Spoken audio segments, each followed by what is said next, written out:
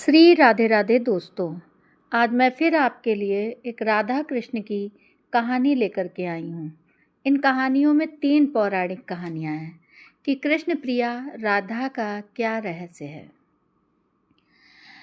राधा द्वापर युग में श्री वृषभानु के घर प्रकट होती हैं।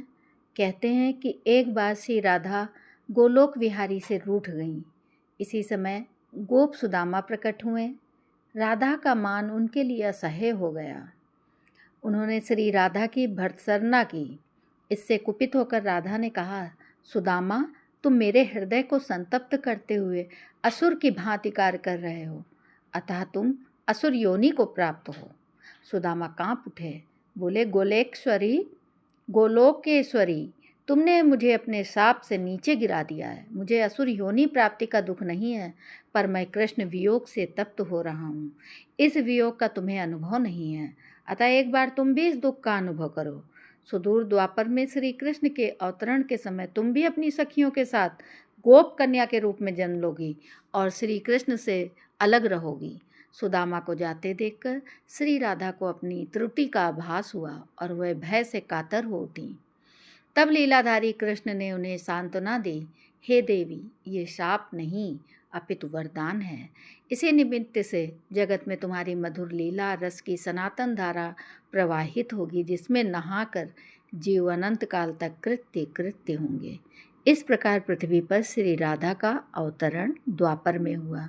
दूसरी कथा है कि नृगपुत्र राजा सुचंद्र और पितरों की मानसी कन्या कलावती ने 12 वर्षों तक तप करके श्री ब्रह्मा से राधा को पुत्री के रूप में प्राप्ति का वरदान मांगा। फलस्वरूप द्वापर में वे राजा वृषभानु और रानी कीर्तिदा के रूप में जन्मे। दोनों पति पत्नी बने। धीरे धीरे श्री राधा के अवतरण का समय आ गया। संपूर्ण व्रज में कीर्तिदा के गर्भधारण का समाचार सुख स्रोत बनकर फैलने लगा। सभी उत्कंठापूर्वक प्रतीक्षा करने लगे। वो मुहूर्त आया। भाद्रपद की शुक्ला अष्टमी चंद्रवासर मध्याह्न के समय आकाश मेघाच्छन्न से हो गए। सहसा एक ज्योति प्रसूति गृह में फैल गई। ये इतनी तीव्र ज्योति थी कि सभी के नेत्र बंद हो गए। एक क्षण पश्चात गोपियों ने देखा कि 7 सहस्त्र शरद चंद्रों की कांति के साथ एक नन्ही बालिका कीर्तिदा मैया के समक्ष लेटे हुई है। उसके चारों ओर दिव्य पुष्पों का ढेर है। उसके अवतरण के साथ नदियों की धारा निर्मल हो गई, दिशाएं प्रसन्न हो उठी। शीतल मंद पवन अरविंद से सौरभ का विस्तार करते हुए बहने लगी। तीसरी कथा है पद्म पुराण में राधा का अवतरण। पद्म पुराण में भी एक कथा मिलती है कि श्री वृषभानु जी यज्ञ भूमि साफ कर रहे थे तो उन्हें भूमि कन्या रूप में श्री राधा प्राप्त हुई। ये भी माना जाता है कि विष्णु के अवतार के साथ अन्य देवताओं ने भी अवतार लिया। बैकुंठ में स्थित लक्ष्मी जी राधा रूप में अवतरित हुई। कथा कुछ भी हो, कारण कुछ भी हो, राधा बिना तो कृष्ण है ही नहीं। राधा का उल्टा होता है धारा। धारा का अर्थ है करंट, यानी जीवन शक्ति। भागवत की जीवन शक्ति राधा है। कृष्ण देह है तो श्री राधा आत्मा है। कृष्ण शब्द हैं तो राधा अर्थ हैं। कृष्ण गीत है तो राधा संगीत हैं। कृष्ण वंशी हैं तो राधा स्वर हैं। भगवान ने अपनी समस्त संचारी शक्ति राधा में समाहित की है। इसीलिए कहते हैं, जहाँ कृष्ण राधा तहाँ, जहाँ राधा तहाँ कृष्ण। न्यारे निमिष ना होत कहू, समुझ करहु या प्रश्न। इस नाम की महिमा अपरंपार है। श्री कृष्ण स्वयं कहते हैं, जिस समय किसी के मुख से रा सुनता हूँ उसे मैं अपना भक्ति प्रेम प्रदान करता हूँ, और धा शब्द के उच्चारण करने पर तो मैं राधा नाम सुनने के लोभ से उसके पीछे चल देता हूँ। राधा कृष्ण की भक्ति का कालांतर में निरंतर विस्तार हुआ। निम्बार्क, वल्लभ, राधा वल्लभ और सखी समुदाय ने इसे पुष्ट किया। कृष्ण के साथ श्री राधा सर्वोच्च देवी रूप में विराजमान है। कृष्ण जगत को मोहते हैं और राधा श्री कृष्ण को। 12वीं सदी में जयदेव जी के गीत गोविंद रचना से संपूर्ण भारत में कृष्ण और राधा के आध्यात्मिक प्रेम संबंध का जन जन में प्रचार हुआ।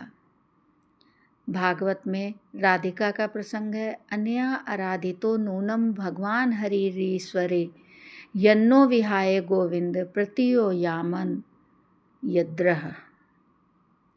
प्रश्न उठता है कि तीनों लोगों का तारक कृष्ण को शरण देने की सामर्थ्य रखने वाला यह हृदय उसी राधिका का है जो पहले राधिका बनी, उसके बाद कृष्ण की आराध्या हो गई।